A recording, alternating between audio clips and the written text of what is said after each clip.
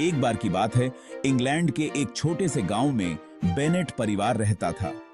यह गांव अपनी सुंदरता और शांति के लिए जाना जाता था, जहां हर कोई एक दूसरे को जानता था और हर छोटी बड़ी घटना पर चर्चा होती थी। इस परिवार में 5 बेटियां थीं। सबसे बड़ी जेन, फिर एलिजाबेथ, मैरी, किट्टी और सबसे छोटी लीडिया। हर बेटी की अपनी अलग विशेषता और स्वभाव था। मां श्रीमती बेनेट चाहती थीं कि उनकी बेटियों की शादी अच्छे घरों में हो। वे हमेशा इस चिंता में रहती थीं कि उनकी बेटियों के लिए अच्छे वर मिलें और इसके लिए वे हर संभव प्रयास करती थीं।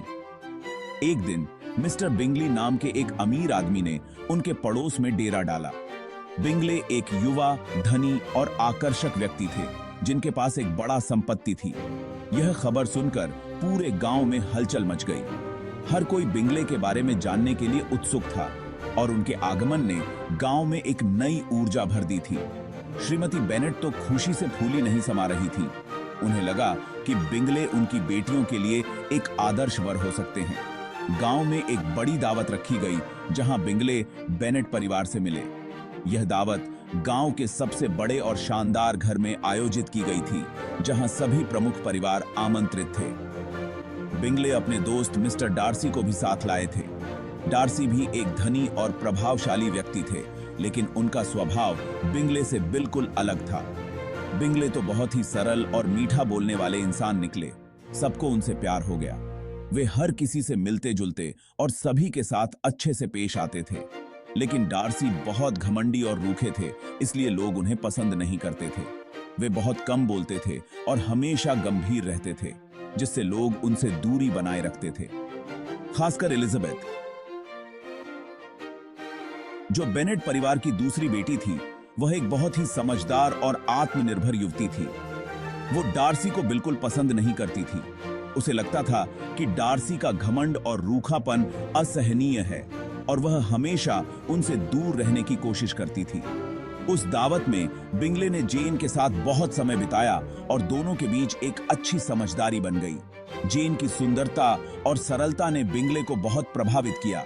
दूसरी ओर डार्सी ने एलिजाबेथ को देखा और उसकी बुद्धिमत्ता और आत्मविश्वास से प्रभावित हुए, लेकिन उन्होंने इसे जाहिर नहीं किया। एलिजाबेथ ने डार्सी की नजरों को महसूस किया, लेकिन उसने इसे नजरअंदाज कर दिया, क्योंकि वह पहले से ही उनके बारे में नकारात्मक राय बना चुकी थी। गांव में लोग डार्सी के बारे में बातें करने लगे।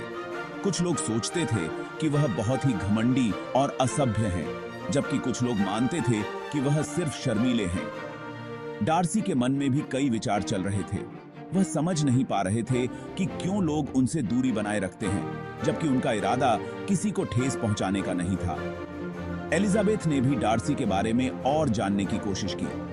उसने अपने दोस्तों और परिवार से उनके बारे में सुना, लेकिन उसकी राय में कोई बदलाव नहीं आया। समय बीतता गया और बिंगले और जेन के बीच की नजदीकियां बढ़ने लगीं। दोनों एक दूसरे के साथ समय बिताने लगे और उनकी दोस्ती गहरी होती गई। डार्सी और एलिजाबेथ के बीच भी कुछ मुलाकातें हुईं, लेकिन हर बार उनके बीच कोई न कोई गलतफहमी हो जाती थी। एलिजाबेथ ने ठान लिया था कि वह डार्सी को कभी पसंद नहीं करेगी, जबकि डार्सी ने भी अपने मन में एक द्वंद्व महसूस किया। डार्सी के मन में एलिजाबेथ के प्रति एक आकर्षण था, लेकिन वह इसे स्वीकार नहीं कर पा रहे थे। इस प्रकार बिंगले और डार्सी का आगमन बेनेट परिवार और पूरे गांव के जीवन में एक नया मोड़ लेकर आया। आगे की कहानी में और भी कई मोड़ और उतार चढ़ाव आने वाले थे। यह तो बस शुरुआत थी। आगे क्या होगा, यह जानने के लिए बने रहिए हमारे साथ। डार्सी देखने में बहुत आकर्षक था और अमीर भी था।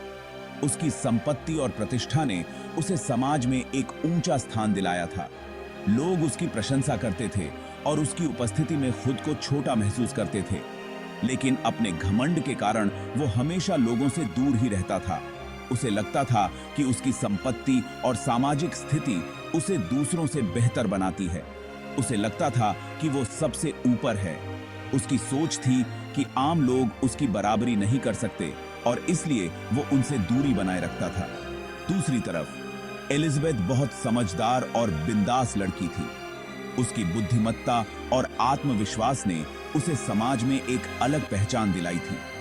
वो लोगों को उनके पैसों से नहीं बल्कि उनके अच्छे बुरे कामों से आंकती थी।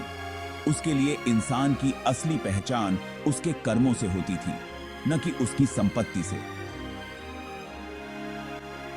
एक दावत में डार्सी ने एलिजाबेथ को नाचने के लिए कहा। उस समय दावतों में नृत्य करना एक महत्वपूर्ण सामाजिक गतिविधि मानी जाती थी, लेकिन एलिजाबेथ ने साफ मना कर दिया। उसने डार्सी के अहंकार और घमंड को पहले ही भांप लिया था और उसे नाचने का निमंत्रण स्वीकार करना उचित नहीं लगा। उसने कहा कि वो डार्सी के साथ नाचकर अपना समय बर्बाद नहीं करना चाहती। एलिजाबेथ का यह निर्णय डार्सी के लिए एक बड़ा झटका था। इस बात से डार्सी और एलिजाबेथ के बीच मनमुटाव हो गया। दोनों के बीच एक अजीब सी खटास पैदा हो गई थी, जो समय के साथ और भी बढ़ती गई। डार्सी एलिजाबेथ की खूबसूरती और चतुराई से अनजान नहीं था, लेकिन उसका घमंड उसे एलिजाबेथ के करीब जाने से रोक रहा था।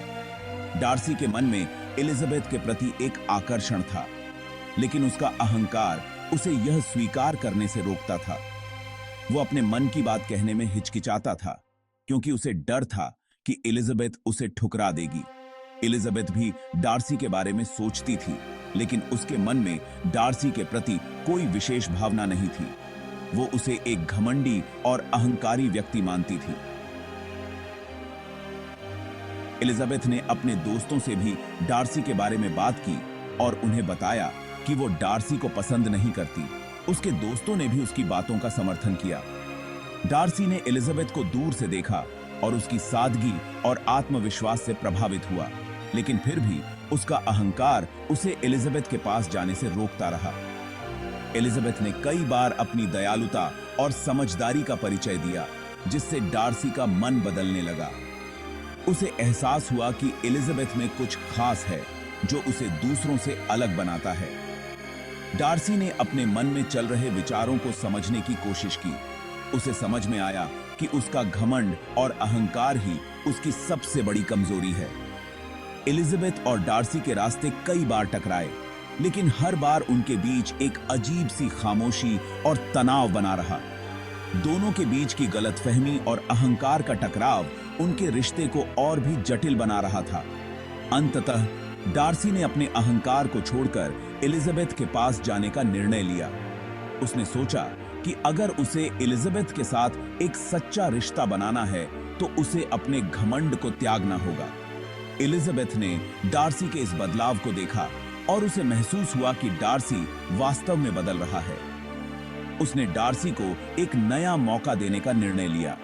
डार्सी और एलिजाबेथ ने एक दूसरे से बात की और अपनी गलतफहमियों को दूर किया। दोनों ने अपने अहंकार और पूर्वाग्रहों को छोड़कर एक नई शुरुआत की। इस प्रकार गलतफहमी और अहंकार का टकराव समाप्त हुआ और डार्सी और एलिजाबेथ ने एक दूसरे को समझने और स्वीकार करने का निर्णय लिया। उनका रिश्ता अब पहले से कहीं ज्यादा मजबूत और सच्चा था।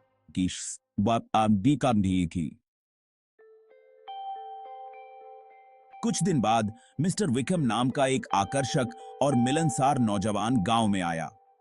वह अपने आकर्षक व्यक्तित्व और मधुर वाणी से जल्दी ही गांव के लोगों के बीच लोकप्रिय हो गया। उसकी मुस्कान और शिष्टाचार ने सभी का दिल जीत लिया। विकम ने एलिजाबेथ से कहा कि डार्सी ने उसके साथ कितना बुरा बर्ताव किया है। उसने बताया कि डार्सी ने उसे उसकी विरासत से वंचित कर दिया और उसके जीवन को कठिन बना दिया। एलिजाबेथ, जो पहले से ही डार्सी के प्रति नकारात्मक भावनाएं रखती थी, विकम की बातों में आकर डार्सी को और भी नापसंद करने लगी। विकम की बातों ने एलिजाबेथ के मन में डार्सी के प्रति और भी अधिक घृणा भर दी। वह सोचने लगी कि कैसे कोई इतना निर्दयी और स्वार्थी हो सकता है। एलिजाबेथ ने अपने परिवार और दोस्तों से भी इस बारे में चर्चा की, जिससे डार्सी की छवि और भी खराब हो गई। इसी बीच मिस्टर कॉलिंस, जो कि बेनेट परिवार के दूर के रिश्तेदार थे और एक पादरी थे, उन्होंने एलिजाबेथ के सामने शादी का प्रस्ताव रख दिया। कॉलिंस का प्रस्ताव बहुत ही औपचारिक और बिना किसी भावनाओं के था। उसने एलिजाबेथ को बताया कि यह शादी उसके लिए और उसके परिवार के लिए कितनी फायदेमंद होगी। कॉलिंस एक अजीब और मूर्ख इंसान थे। उसकी बातें और व्यवहार अक्सर लोगों को हंसी का पात्र बना देते थे। एलिजाबेथ को कॉलिंस का प्रस्ताव बहुत ही हास्यास्पद और अस्वीकार्य लगा। एलिजाबेथ ने उनका प्रस्ताव खुशी से ठुकरा दिया, पर उसकी मां को यह बात बिल्कुल पसंद नहीं आई। उसकी मां चाहती थी कि एलिजाबेथ इस प्रस्ताव को स्वीकार कर ले, क्योंकि इससे उनके परिवार की आर्थिक स्थिति सुधर सकती थी। लेकिन एलिजाबेथ ने अपने आत्मसम्मान और स्वतंत्रता को महत्व दिया और कॉलिंस के प्रस्ताव को ठुकरा दिया। उसकी मां ने इस पर बहुत नाराजगी जताई और एलिजाबेथ को समझाने की कोशिश की, लेकिन एलिजाबेथ अपने निर्णय पर अडिग रही। जेन, जो एलिजाबेथ की बड़ी बहन थी, और मिस्टर बिंगली एक दूसरे को पसंद करने लगे थे, लेकिन डार्सी को यह रिश्ता मंजूर नहीं था। उसे लगता था कि जेन का परिवार बिंगली के लायक नहीं है, इसलिए उसने बिंगली को जेन से दूर रहने की सलाह दी और उसे लेकर लंदन वापस चला गया। जेन बहुत दुखी हुई, पर उसे समझ नहीं आ रहा था कि आखिर बिंगली ने उससे अचानक बात करना क्यों बंद कर दी।